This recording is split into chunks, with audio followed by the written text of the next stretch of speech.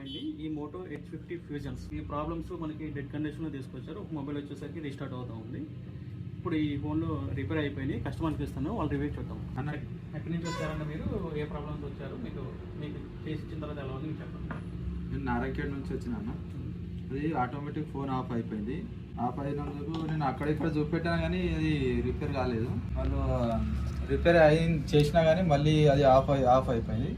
ఇప్పుడు అన్న దగ్గర వచ్చినాక కొద్దిగా మంచిగా వర్క్ చేస్తుంది.